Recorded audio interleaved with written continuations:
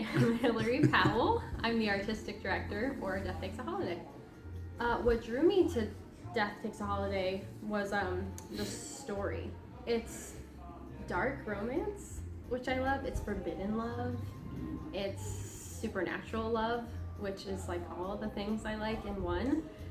I think it's a very compelling story filled with a bunch of really rich characters.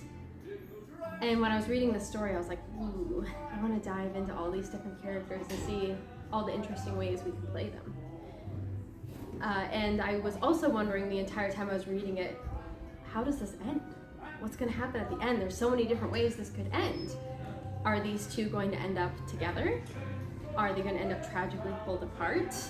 Is she going to go with death, or is he going to stay with her? There was just so many different ways this could end, and I was like, I just love this story.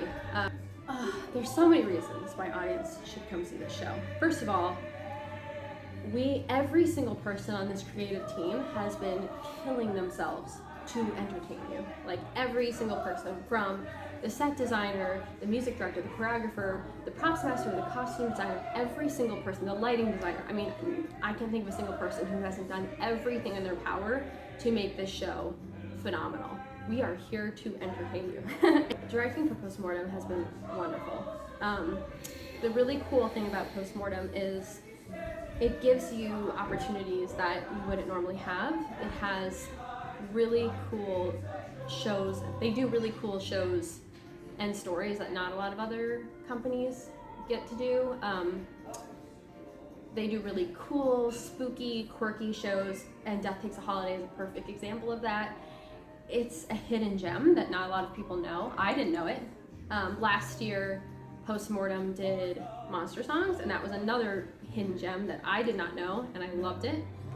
So directing for them gave me this opportunity that I never probably would have had otherwise. My vision for this show was grand. Everything grand. And I will say that as a director, I tend to like to go big. I figure, people are paying to come see a show. They want to be entertained. And this was the show for that. This takes place in 1920s Italy at the Duke and Duchess's house. It's going to be a big, beautiful house with fancy costumes. I had this vision for just this really grand, soaring show, full of romance, full of humor, and some darkness and sadness in there too. But I really wanted it to be something where the entire time the audience is like, whoa, this is beautiful. Oh my gosh, look at that. What's happening now? The whole time it should just be taking you away.